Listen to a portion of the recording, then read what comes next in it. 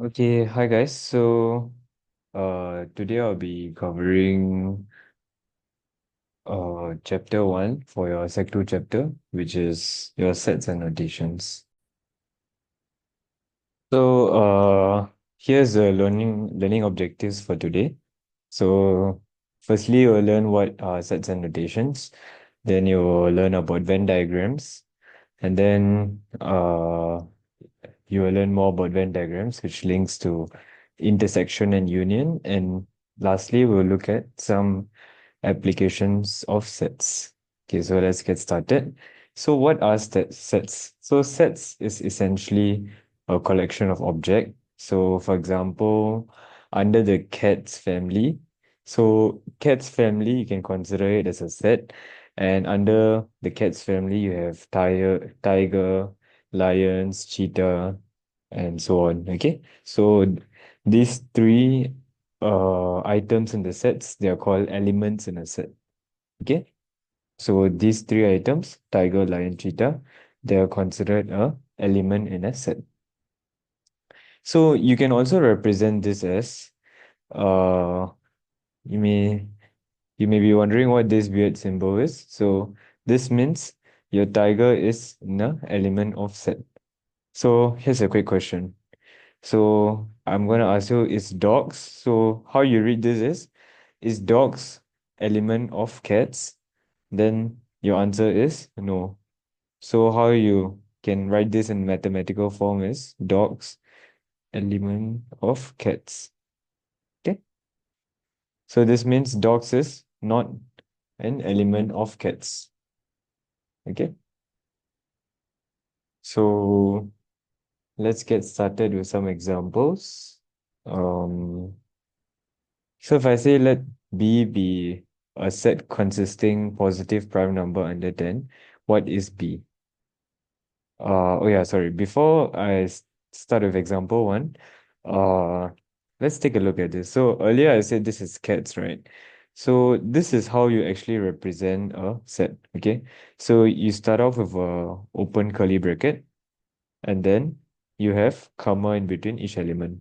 And do note that the order doesn't matter, so you can also write it as cheetah, lion, tiger. There is no difference, okay? It's the same thing because the order doesn't matter in a set. Okay, so now that you know how to write a set and you know what this symbol means, let's try an example. So do pause the video and try it out yourself before I go through the answer. Okay, so the example says let B be a set consisting of positive prime numbers under 10. So what is B? So B is basically prime number under 10. So that includes 1, 2, 3, 5, 7. Yep, that's it. Okay. And then your next question asks, what is n bracket b? So what does this mean? So n bracket b basically means the number of elements in the set. So in this case, we have 1, 2, 3, 4, 5. 5 elements. So n bracket b equals to 5. Okay, so these are some concepts that we have learned so far. Okay, so when it comes to describing a set, you can describe it in three ways. So firstly is words. So you can say S is a set of positive even integers less than 10, or you can list it out. So you can write down S equals to bracket all the elements, or you can describe it in set notation. S equals to bracket X for X in positive even number integer less than 10.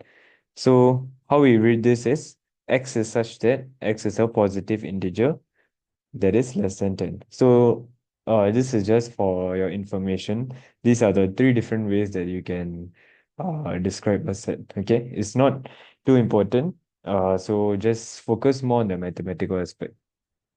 Okay, so let's move on. Okay, so earlier I mentioned that your order of set doesn't matter, correct? So that's where we come to equal sets.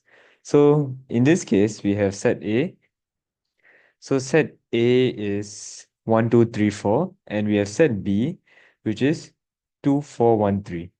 So if you remember, if you recall what I said, the order doesn't matter. So in this case, your set A is equals to set B. Even though, even though the order of the elements are different, they are the same. Okay? A equals to B. And lastly, you have this thing called empty set, also known as null sets. Okay? Empty set, null set. Okay, they are both the same thing. So, null set is basically a set that doesn't contain any elements.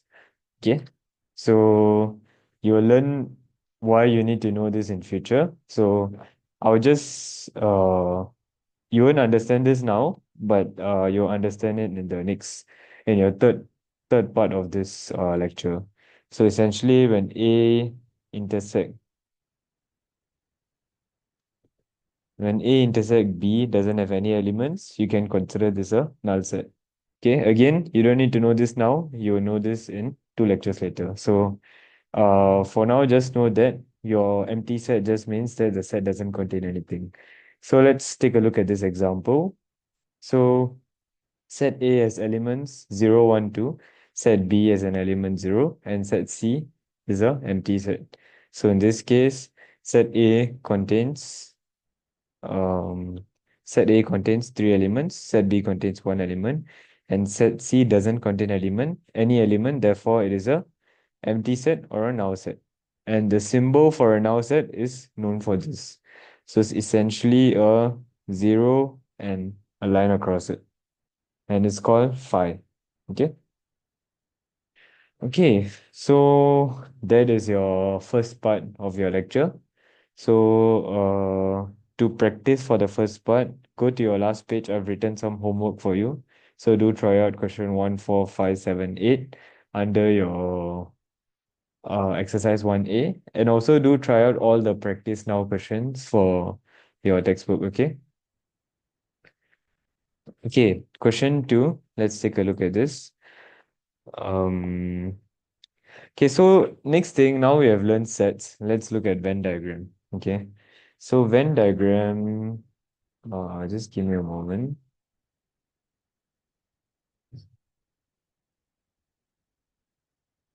Okay, sorry. This is supposed to be drawn as...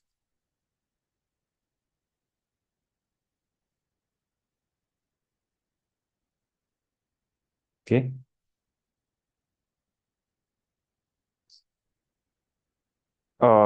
This is a symbol for... Okay, never mind. Let's see what is a Venn diagram. So Venn diagram is just another way of representing your data. So let's say I'm saying that A is a set containing elements 1, 2, 3. And then you have another and you have this symbol. So this symbol is called a universal set. So in this case, universal set is all the elements under this diagram, okay? So in this universal set, it contains 1, 2, 3, 4, and 5. So if you represent this in a Venn diagram, you first represent, you draw the rectangular box.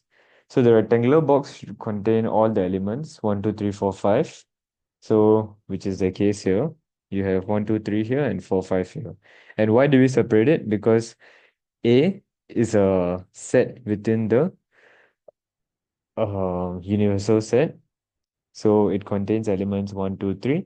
And then 4, 5 doesn't belong in A, but it belongs in the universal set. So this is how you represent it. So in this case, 4, 5, it can be considered as A complement. Okay. So the complement of A is basically all the elements that is not in A. Okay. So yeah. So let's try this example. If you want, you can pause it and try it out yourself. Okay, so uh first part. X is an integer between 1 and 10, inclusive, so it includes both 1 and 10. If you want, you can write it like that. if it helps you, okay? And A is a perfect square. So list all the elements in the universal set.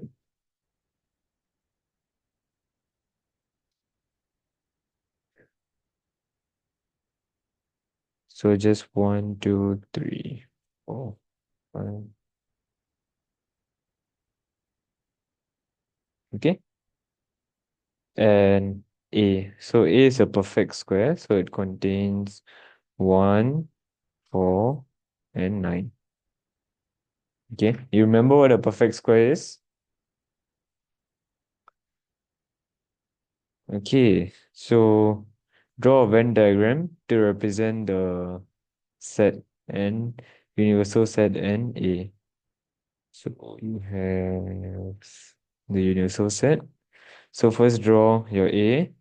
So there should be 1, 4, 9, and then you have the remaining numbers. Okay, sorry, you don't need the comma.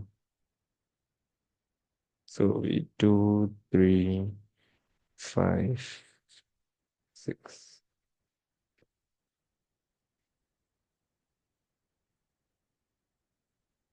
Okay. It doesn't have to be ordered also. You can just write the numbers anywhere. And then remember this is A.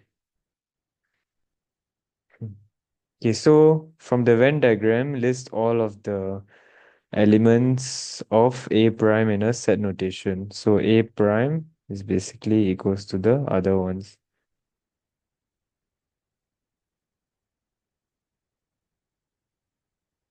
Sorry, I missed out 10.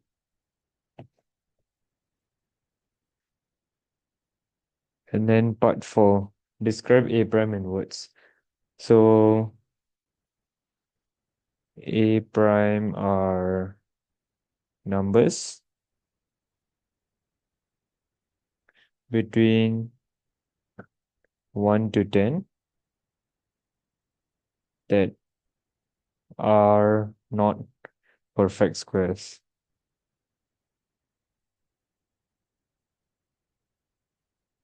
Okay. And your last part is number A plus number A prime equals to number, oh sorry, your part 5. Still the values of, okay. So your number of elements in your universal set is just count all of them, which is 1 to 10. So that is equals to 10.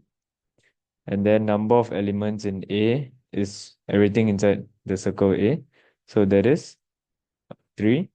And number of elements in A prime is all of the elements outside A. So if you count it, it will be 7. You can also do 10 minus 3. Okay. So that's equals to 7. So your last part is NA plus NA prime equals to number of elements in the universal set. Yes. Okay. So if you see 3 plus 7 equals to 10. And why is that so? Because A and A prime makes up is within the universal set. Okay. All right. So let's move on.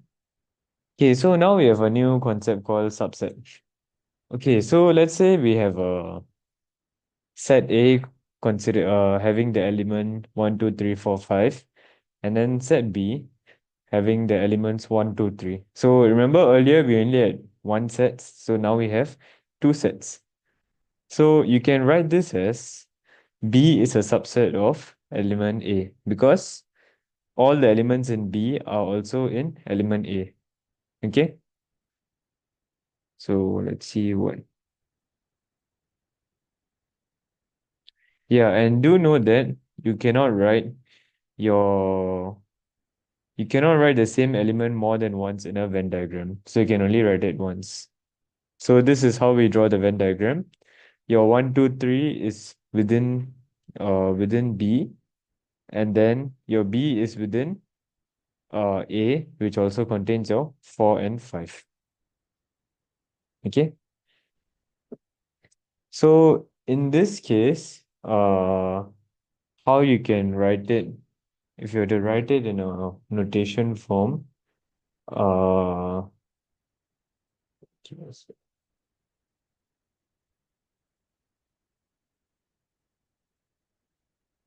B is a B is a proper wait, B is a proper subset of A. So this is the symbol.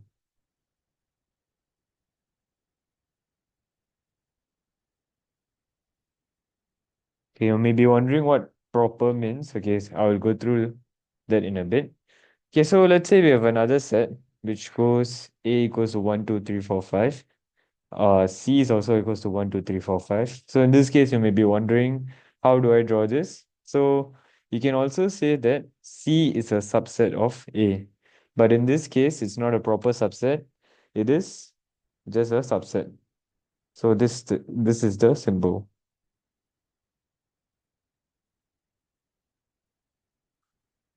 Okay. So A is a subset of C. Or I can write C is a subset of A. It doesn't matter. Okay, so what this means that all the elements in C are also found in A, but in this case, all the elements in B are found in A, but all the elements in A are not found in B. But for here, all the elements in A are found in C, and all the elements in C are found in A, so it's interchangeable. Okay, so just to summarize, let's take a look at this.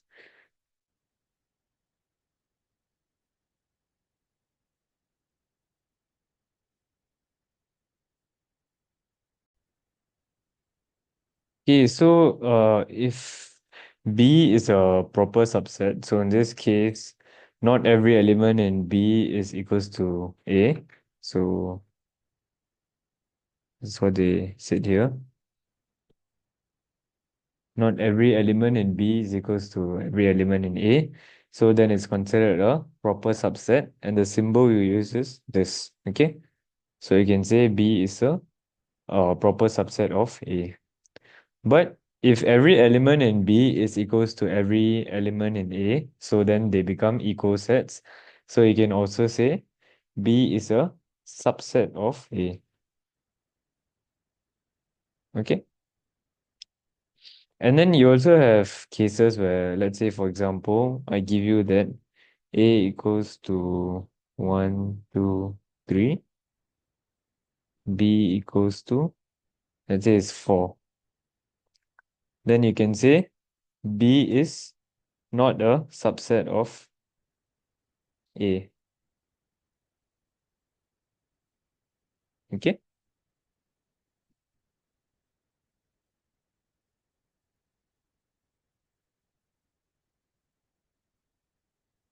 Okay, so let's try this example. Do pause this video and try it out if you want, and also try out the practice now component after this example. Okay, so X is given to be a set of letters forming Singapore, and Y is a set of letters used to form the word pens. Okay, so if you were to write X and Y, it's basically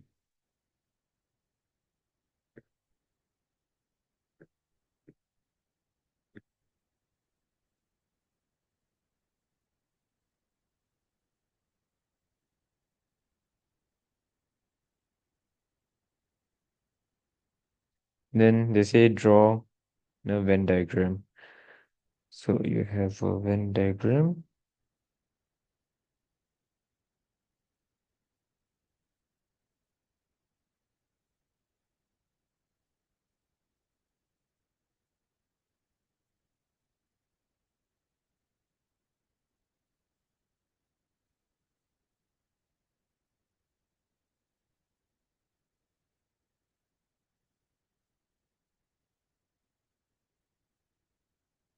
Sorry, I mixed up with your later component.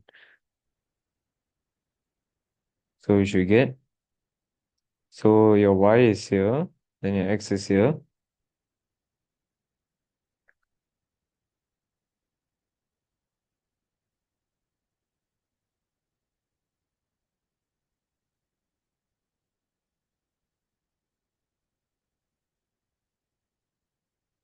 O-R-N-E. Okay. You can also look at the solution in your book. So this is the uh so X would be your bigger set, and then Y will be a subset of X, because PANS can also be found in X. So this is how you represent. Okay. So your next part is Y a subset of X. Sorry, is Y a proper subset of X? So your answer is yes. Okay. Because so your explanation is every element in Y can be found in X, and Y is not equals to X. And then your part three is X subset of Y. Sorry, the question is X not a subset of Y? So that is true, because some elements in X, like if you see your IGORE, they're not found in Y. Okay? So your answer should be yes, and that's your explanation. Okay, so now to your last concept, uh, your null sets. So null sets are basically empty sets. So for example, if you have, it's similar to your empty sets. So for example, if you have a set S, then you have one, two, number one and number two, then you have this. So this is considered a empty set or a null set. Okay. Okay, so yeah, after this, do try out practice now B and your exercise 1B. The questions can be found behind.